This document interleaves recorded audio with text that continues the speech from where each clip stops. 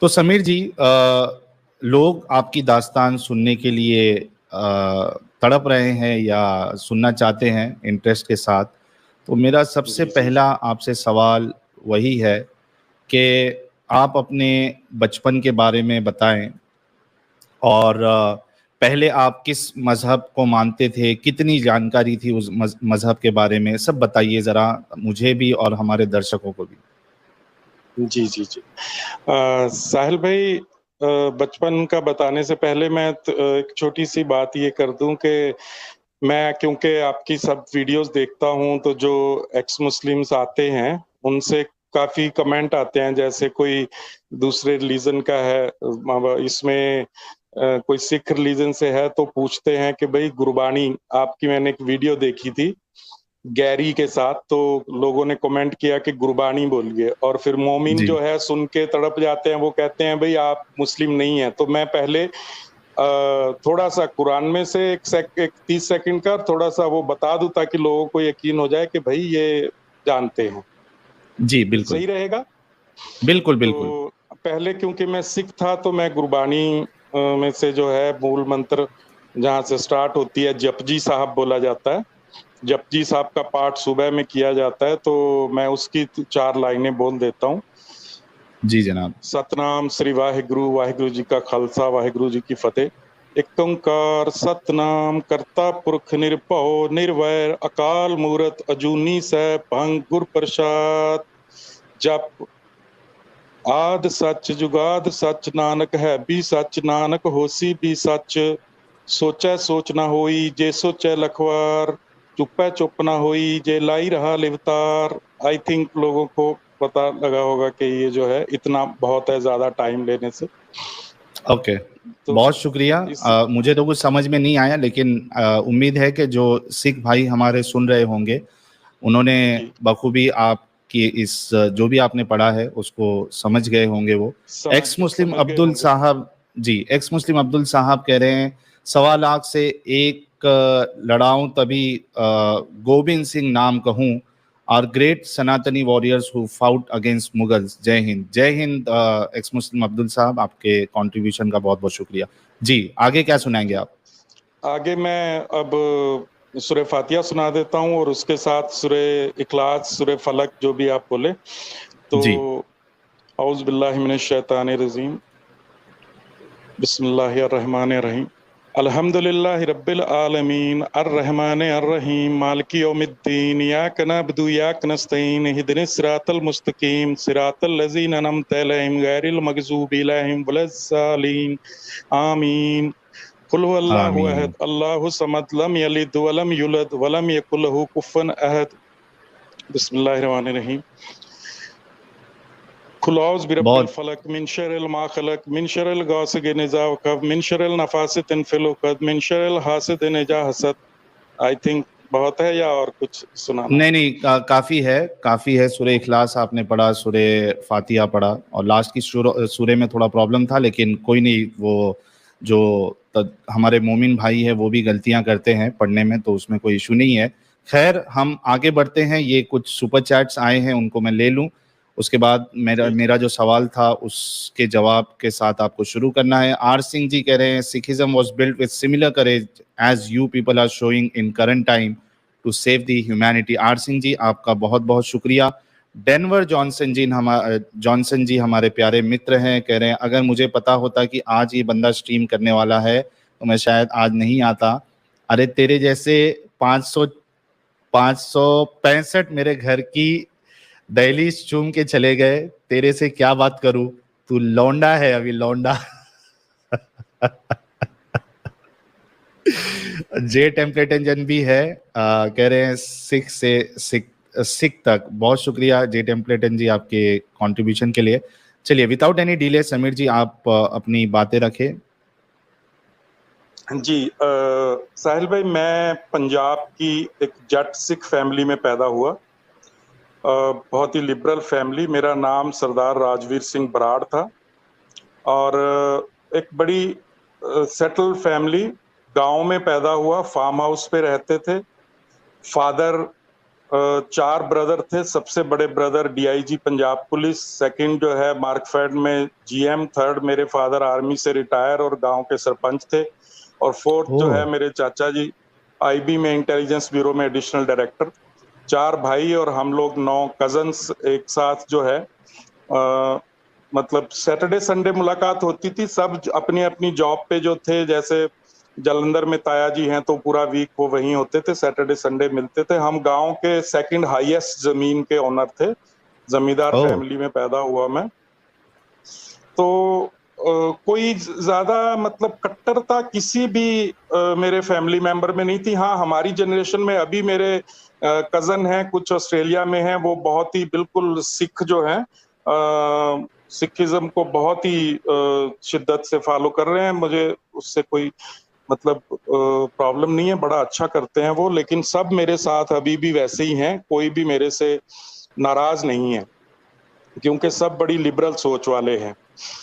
तो उस फैमिली में मैं पैदा हुआ, स्कूल जाने लगे, जैसे-जैसे बड़े हुए कि कुछ ज़्यादा सिख मतलब जैसे वीक में एक बार गुरुद्वारे जाना, कुछ ज़्यादा मुझे अपने सिख मज़हब के बारे में पढ़ने का मौका नहीं मिला। आप देखते हैं कि जब बच्चा होता है, स्टडी के बाद घर आए, फिर पढ़ाई, और मैं हॉकी प्लेयर था, यूनिवर्सिटी लेवल तक हॉकी खेली है, कबड्डी प्लेयर था, तो इन चीज़ों में बिज़ी रह के 12वीं क्लास कब पास हो गई, मैं 12th पास कर लिया, पता ही नहीं चला। और 12th तक मुझे सिखिज़्म के बारे में ज़्यादा नहीं पता था। बस अभी मैंने आपको जो सुनाया, जपजी साहब का पाठ आता था और वो पाठ मैं कर लेता था, और सुबह में उठ के, और किताब में क्या है ये मुझे पता नहीं था। और ये मेरी बहुत बड़ी गलती थी। आज मैं सोचता हूँ, आज मैच्योर होने के बाद मैं सोचता हूँ कि शायद अगर मैंने सिखिज़्म को आज जाना है, उस वक़्त जाना होता, तो मैं इस अंधेरे में शायद नहीं गया होता। क्योंकि मेरे पास कंपेयर करने के लिए कुछ होता। मैं एक्चुअल 12वीं में भी एक तरह से एक प्लेन पेपर ही था, कुछ लिखा नहीं गया था मज़हबी तरीके का मेरे उस पे। तो तो गुरुद्वारा भी एक जाते थे एक आप, यानी बचपन में, क्योंकि वीकली, फैमिली आपकी हाँ, पूरी वीकली सिख थी?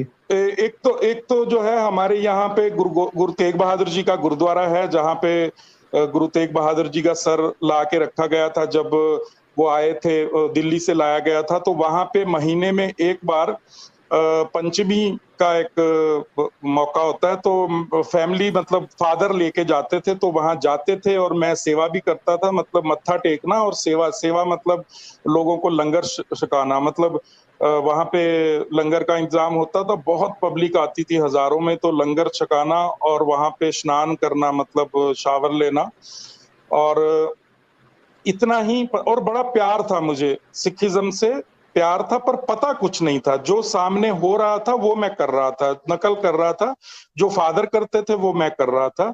और आज मुझे कुरान में से काफी ज्यादा कुछ चीजें हिफ्स हैं, लेकिन मेरे अपने मजहब की चीजें हिफ्स नहीं थी मुझे। ये मेरी बहुत बड़ी गलती रही, जिसको मैं आज बहुत पछताता हूँ।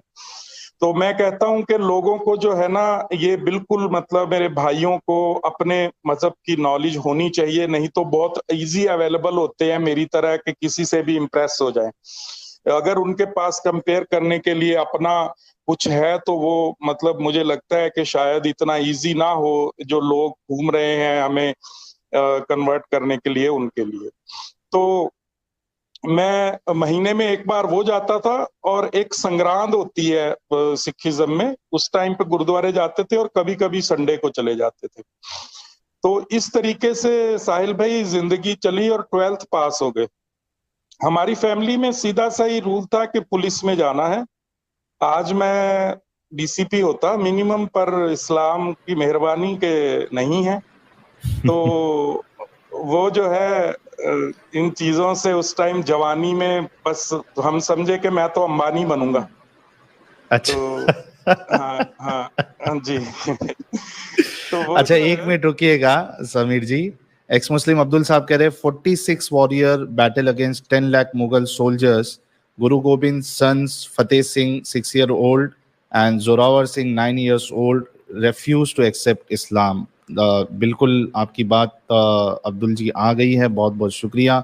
सनशाइन जी कह रहे हैं ask free thinker, Indian army save Bangladesh from Pakistan, will Indian army go to जन्नत? सनशाइन जी, उन्होंने लास्ट टाइम बोल दिया था कि अगर सोल्जर्स अगर मोमिन नहीं है, मुस्लिम नहीं है, तो वो जहन्नम में जाएंगे, अगरचे उन्होंने कुछ भी अच्छे काम किए हो या कितने भी अच्छे काम किए हो। तो ये उन्होंने लास्ट टाइम ही बोल दिया था। मैं उनका वो वीडियो क्रॉप करके अपने चैनल पे लगा दूंगा। जी समीर साहब, अब आप आगे बताइए। जी, तो ये जो अभी आया था कमेंट कि गुरु गोबिंद सिंह जी के छोटे साहिबजादे फतेह सिंह और जुझार सिंह के जोरावर सिंह के बारे में, मैं उसी शहर का रहने वाला हूं जहां इनको शहीद किया गया, इनको दीवारों में चिनवाया गया। और ये गुरुद्वारा मेरे घर से वॉकेबल डिस्टेंस पे है, जहां पे ये पहले हम गांव में थे, अब ये शहर में आ गए हम जैसे जैसे तरक्की हुई। तो ये सिटी से 5 किलोमीटर पे हमारी जमीन है। तो ये मैं सिखिज्म के बारे में हिस्ट्री मैंने बाद में, मतलब उस टाइम 17 साल की एज में नहीं पता था, लेकिन आज मुझे गुरु गोबिंद सिंह जी की, गुरु तेग बहादुर जी की, गुरु नानक देव जी की, सबकी सारी लाइफ हिस्ट्री मुझे पता है, और उस टाइम नहीं थी। तो भाई ये जैसे मैंने बताया कि एक ही था कि पुलिस में जाना है। उस टाइम पे मेरे जो ताया जी डीआईजी हैं, उनकी सिक्योरिटी में एक पंडित जी थे जो इंस्पेक्टर थे, उनकी सिक्योरिटी में थे। उनके बेटे साउथ में हैदराबाद के अंदर टायर ट्यूब का बिजनेस कर रहे थे, और उनका बेटा एक मुस्लिम माइनॉरिटी कॉलेज में पढ़ रहा था। तो मैं ज्यादातर एक स्पोर्ट्स में होने की वजह से मेरे मार्क्स कोई इतने हाई लेवल के नहीं थे। तो साउथ में जो है माइनॉरिटी कॉलेज में, खास तौर पे मुस्लिम माइनॉरिटी कॉलेज में, आपके मार्क्स परसेंटेज कम भी हो तो बड़े अच्छे कॉलेजेस में एडमिशन मिल जाता है। पंजाब में वो बात नहीं थी जिस कॉलेज से मैं चाह रहा था। मैं दयाल सिंह कॉलेज में एडमिशन चाह रहा था, पर मैंने उस लेवल के मार्क्स नहीं लाया। तो ये जो पंडित जी थे, इन्होंने मेरे ताया जी को कहा कि मेरा बेटा वहां पढ़ रहा है, तो आप भी भेजिए। और वो सीनियर था मेरा, मेरे से पहले वो पढ़ के निकल गए। तो उन्होंने मुझे जो है साउथ में भेज दिया। हैदराबाद से 5 घंटे का रास्ता है। वहां पे कॉलेज में जो है टोटल कॉलेज का जो मैनेजमेंट था वो मुस्लिम मैनेजमेंट था। तो मैं वहां पे थोड़े दिन हॉस्टल में रहा, लेकिन आपको जैसे मैंने बताया, मैं जैसी फैमिली से आता हूँ, बहुत कॉलेजों में बहुत अच्छे होते हैं, लेकिन वो शेयर करना लोगों से एक रूम पर चीजें, मेरे को इस दौरान मेरी काफी नजदीकी हो गई। हमारे एक प्रोफेसर थे, महाराष्ट्र से थे, और उनकी फैमिली महाराष्ट्र में रहती थी, और वो वहां के उस शहर में रह के अपनी वाइफ के साथ वहां पे प्रोफेसर थे। तो उनके साथ काफी नजदीकी हो गई। वो काफी मुझे पसंद करते थे। किस वजह से, बड़ा पोलाइट सा था मैं, या क्या वजह थी, या क्या उनको कुछ फ्यूचर मुसलमान दिखा मेरे में, मुझे नहीं पता, लेकिन वो प्यार करते थे। तो मैंने जो है ये शुरू किया, दोस्तों को भी बोला कि भाई मुझे इंडिपेंडेंट ना सिटी में रूम चाहिए, मैं नहीं रहूंगा मतलब हॉस्टल में। ये बात मुझे नहीं पता कि प्रोफेसर साहब को कहाँ से पता चली। उन्होंने मुझे बुलाया एक दिन और बोला कि मैं जिस घर में रहता हूँ, ये बात मैं जो भी बात आपको बताऊंगा उसका कोई वजह होगी। मतलब ये मैं रूम वाली जो बात बता रहा हूँ, इसका बहुत बड़ी वजह है इस्लाम में आने की। तो मैं जी कोई जी, वेस्ट बिल्कुल बात बिल्कुल नहीं बताइए करूंगा। आप। बिल्कुल हाँ, मैं बिल्कुल वेस्ट बताइए आप। बात नहीं करूंगा। तो ये पहला कदम रहा जो मुझे इस तरफ लेके आया। तो वो जो है, प्रोफेसर साहब ने कहा मैं जिस घर में रहता हूँ उसके फर्स्ट फ्लोर पे खाली है, मतलब इंडिपेंडेंट हाउस है। ग्राउंड फ्लोर पे हम रहते हैं, हम भी रेंट पे रहते हैं। फर्स्ट फ्लोर पे 1 रूम सेट बड़ा बेहतरीन बना हुआ है, तो आप वहां शिफ्ट हो जाइए, मेरी बात करवा देता हूँ मैं। उन्होंने बात करवा दी और मैं वहां शिफ्ट हो गया। और फिर एक हैदराबाद के और एक महबूब नगर डिस्ट्रिक्ट है वहां के, और एक मैं, 3 जने प्रोफेसर साहब के पास ट्यूशन पढ़ने लगे। और काफी वक्त उनके साथ गुजरने लगा। इस दौरान क्या हुआ, उनकी वाइफ प्रेग्नेंट थे, और कुछ मुस्लिम्स में एक रिवाज होता है कि पहला बच्चा मायके में होता है, तो वो अपने भाभी जो हैं वो अपने मायके चले गए, प्रोफेसर साहब के वाइफ। तो पीछे अकेले बस बैचलर, मतलब बॉयज रह गए, यानी कि हम। तो उस दौरान बहुत ज्यादा, क्योंकि भाभी घर पे नहीं थे, तो प्रोफेसर साहब के साथ बहुत ज्यादा वक्त गुजरने लगा। नीचे रहना, उनसे पढ़ना, वहीं खाना, मतलब वो बड़े फ्रेंडली हो गए थे। मुझे प्रोफेसर वाली फीलिंग आने ही नहीं देते थे। वो फ्रेंडली बातचीत करते थे एक तरह से। आप खुद इमेजिन कीजिए कि एक ही घर में ऊपर नीचे रह रहे हैं, और 2 लोग जो उनके साथ हैं वो उनके फ्रेंड की तरह पुराने, मतलब उनके वो हैं जो फेल वेल होके भी मतलब इनके साथ काफी इनकी नजदीक थे, और तीसरा मैं, तो मैं उनके साथ काफी वक्त गुजारने लगा। अब स्टार्ट मेरी ही गलती है कि जब हम पढ़ रहे होते थे इस दौरान नमाज का वक्त होता था, तो वो तीनों मुस्लिम थे, तो वो नमाज के लिए खड़े होते, और जो तो उस वक्त मतलब मेरा 81 का बर्थ है, और 99 में मैं इस्लाम में आया, तो 98 की बात है, मेरी उम्र 17 साल थी। 17 साल की एज में बिल्कुल प्लेन एक मतलब अ, था, कुछ ज्यादा पता नहीं था। आज मुझे बड़ा एहसास होता है कि मैं कितना इजी अवेलेबल था, किसी को भी किसी से भी इम्प्रेस हो जाता था। इवन मैं ट्रेन में सफर कर रहा हूँ, लोगों से मिल रहा हूँ, कॉलेज मैं, मेरे में एक बीमारी थी, मैं बड़ी जल्दी इम्प्रेस हो जाता था लोगों से, और आइडियल तक बनाने तक चला जाता था लोगों को। जो चीज मुझे आज बहुत खलती है कि मैं इतना इजी अवेलेबल क्यों था लोगों के लिए। तो मेरे को देखिए, वो जब नमाज के लिए खड़े होते तो मुझे बड़ी रूहानियत सी फील होती थी उनको देख के, जब वो मतलब खड़े होते, वो सजदे और रुकू और चीजें। एक दिन, और क्योंकि लिबरल फैमिली से था, मेरे घर वाले जो है वो किसी मजहब की मतलब कभी बुराई मैंने सुनी नहीं, सबकी रिस्पेक्ट। मेरे घर पे हिंदूज भी आते थे और वहां पे मुस्लिम्स भी हैं, वो भी आते थे। क्रिश्चियन तो कुछ काम भी करते थे खेत में, तो सबका बड़ा रिस्पेक्ट था। मुझे मजहबों के बारे में मैं बड़ा वो था, किसी भी मजहब के बारे में ज्यादा जानता नहीं था, किसी भी मजहब के बारे में, इवन अपने के बारे में थोड़ा बहुत, लेकिन किसी भी मजहब के बारे में कुछ नहीं जानता था। बस ये था कि कभी किसी की ऐसे माहौल से आया था कि किसी किसी की बुराई नहीं सुनी, किसी मजहब के बारे में कुछ गलत नहीं सुना। तो मैंने एक दिन खुद ही उनको बोल दिया कि क्या ये जो आप करते हैं, ये तो बोले इबादत है, नमाज है, ये अल्लाह की मतलब इबादत करते हैं। तो मैं बोला क्यों ये की जाती है? तो बोले देखो, अल्लाह है इस दुनिया को बनाने वाला, वो मालिक है, उसने सब कुछ बनाया, आपको हवा, पानी, रोटी, ये जिस्म सब कुछ दिया। तो ये नमाज जो है, ये हम उस अल्लाह का थैंक यू करते हैं, क्या आपने इतना कुछ दिया, तो उसके लिए थैंक यू करने के लिए हम ये नमाज पढ़ते हैं। बात बड़ी गहरी लगी मेरे दिल पे। जैसे मैंने आपको बोला, बड़ा इजी इम्प्रेस हो जाता था बातों से, तो मैंने बोला मैं जो है ये पढ़ सकता हूँ आपके साथ। आज मुझे पता है कि उन्होंने बहुत बड़ा दिल कर लिया होगा, ये तो पॉसिबल नहीं है, मेरा ना खतना था ना मुसलमान था, मैंने बोल दिया नमाज पढ़ सकता हूँ, उन्होंने बोला पढ़ सकते। और जी। अच्छा, उन्होंने एक मुझे सवाल मेरी समीर जी, एक सवाल। हमारे ये मोमिन भाई है मेरे ख्याल से, अब्दुल वहाब साहब, और ये बात उन्होंने पूछने के लिए $5 का कंट्रीब्यूशन भी किया है एक मुर्तद को। तो अब्दुल वहाब साहब, आपका सबसे पहले बहुत बहुत शुक्रिया मुर्तद को कंट्रीब्यूट करने के लिए। ये लिख रहे हैं, समीर सच बोल दो ना कि आप इस्लाम में अखलाक देखकर मुस्लिम बने। इस्लाम है ही इतना अच्छा मजहब। सच बोल दो यार, प्रोपेगेंडा मत कर। अच्छी बात है, अच्छी बात है। जी। तो आप जी नमाज के हम लिए बोले। हाँ जी, भाई का मैं आंसर दे दूं कि सभी का अखलाक जो है, वाकई हमारे प्रोफेसर साहब का अखलाक बहुत अच्छा था, लेकिन सब मुस्लिम्स का अखलाक ऐसा होता नहीं वो है। आगे आएगी स्टोरी में, वा- वो आगे आएगा, आपको अखलाक पता चलेगा मुसलमानों का। जी जी। जी जी। तो और मेरे साथ मुसलमानों के अखलाक भी पता चलेंगे इसी इसी बात में। मैं मेरे साथ हम्म। मुसलमानों के अखलाक कैसे रहे वो भी मैं बताऊंगा। तो मैंने कहा, तो उन्होंने ना एक बुक ला के दी मुझे, मेरी नमाज, छोटी सी बुक थी, वो हम्म। हिंदी में थी।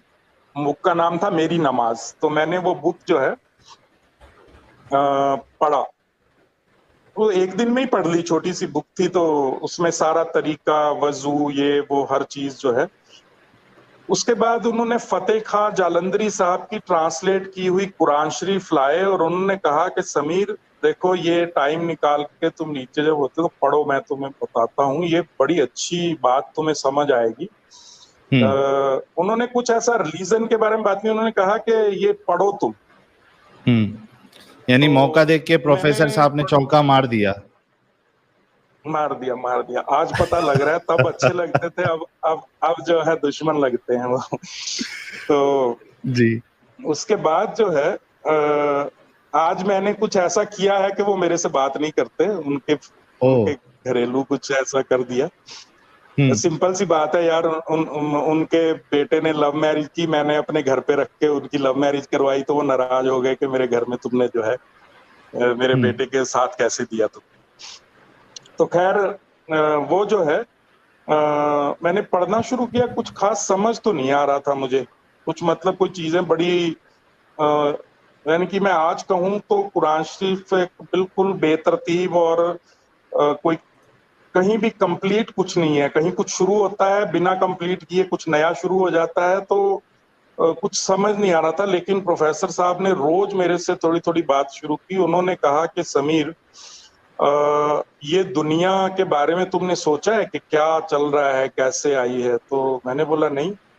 वो बोले देखो, एक अल्लाह है, वो सबसे बड़ी ताकत है, उसने ये दुनिया बनाई, हुँ, दुनिया में अशरफुल मखलूकात में इंसान को बनाया।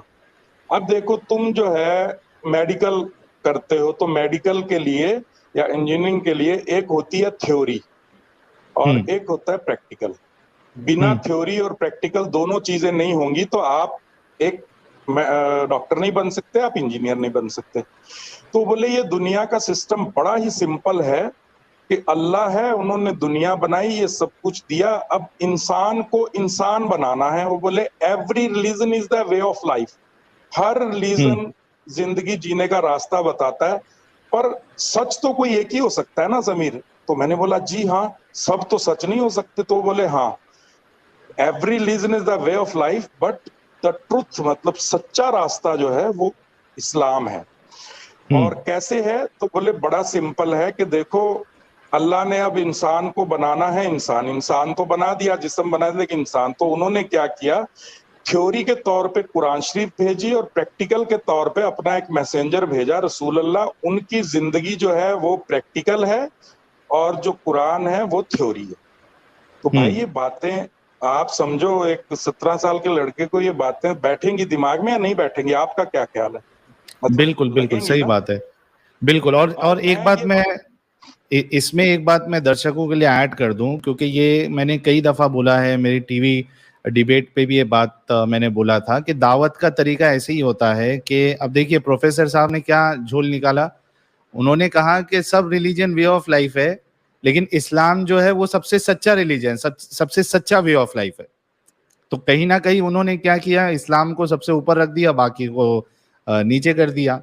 यही होता है जब आप दावत और तबलीग का काम करते हो, लोगों में इस्लाम का प्रचार करते हो, तो कहीं ना कहीं आप उनको ये बताते हो, जताते हो कि भाई इस्लाम ही सच्चा रास्ता है, बाकी सब रास्ते गलत है। तो ये बात होती है। और देखिए कितनी मतलब शुगर कोट करके उसको थोड़ा यानी लॉजिकल बनाने के लिए प्रोफेसर साहब ने हमारे समीर साहब को बहला फुसला लिया। कुरान उनके पास दिया उन्होंने ट्रांसलेशन, लेकिन उनको समझ ही नहीं आ रहा था, क्योंकि किसी को नहीं समझ में आता, मुल्ला मौलवियों को समझ में नहीं आता कुरान, तो एक गैर मुस्लिम है उसको कहाँ से समझ में आएगा। तो इनके कुछ समझ में नहीं आ रहा था, लेकिन फिर उन्होंने बातों में उनको लगाया। खैर अब्दुल वहाब साहब कह रहे हैं, समीर तुम नाशुक्रे हो, दुनिया का अजीम खजाना मिला लेकिन तुम्हारे आंखें बंद है, तुम्हारी मुझे परवाह नहीं होती तो इस मुर्तद को फिर से पढ़ता हूं मैं कि तुम्हारी मुझे परवाह नहीं होती तो इस मुर्तद को एक पैसा ना दूं। अब्दुल वहाब भाई बहुत बहुत शुक्रिया, लेकिन आपने $10 कंट्रीब्यूट कर चुके हैं इस मुर्तद के लिए, आपका बहुत बहुत शुक्रिया। शमशेर सिंह जी कह रहे हैं, समीर भाई अब आप अपना नाम चेंज कर लो प्लीज, फिर से पुराना नाम रख लो यार। और हाँ, आपके मम्मी पापा अब खुश हैं क्योंकि आपने इस्लाम छोड़ दिया। ये बातें सब शमशेर सिंह जी आएंगी। और नाम के ऊपर से मैं बोल दूं कि समीर जी ने मुझे ये बात पूछी थी जब मेरी उनसे बात चल रही थी कि मैं नाम चेंज करवा लूं। तो मैंने उनसे कहा कि देखिए अगर पेपर वर्क आसान है, क्योंकि अब नाम उनका जो है वो सब डॉक्यूमेंट्स में है, और आपको पता है हमारे हिंदुस्तान में डॉक्यूमेंटेशन वर्क काफ़ी मुश्किल हो जाता है। अगरचे आपको नाम वाम चेंज करना है तो सारे डॉक्यूमेंट्स में उनको फिर से नाम चेंज करने पड़ेंगे, एजुकेशन डॉक्यूमेंट, आधार, पासपोर्ट, जितने भी डॉक्यूमेंट्स इनके हैं सब चेंज करने पड़ेंगे बैंक में जाके। तो मैंने उनसे कहा कि अगर आपको लगता है कि आसानी से हो जाएगा किसके थ्रू तो आप करा लीजिए, वरना फिर नाम से कोई फर्क नहीं पड़ता, नाम सेम भी रखोगे तो कोई प्रॉब्लम नहीं। वैसे भी समीर नाम ऐसा है जो दोनों में आता है, तो उससे कोई इतनी बड़ी प्रॉब्लम नहीं होगी। हाँ, लेकिन अगर आप करवा सकते हो तो आप करवा लीजिए। तो ये मैंने उनको एडवाइस दी थी।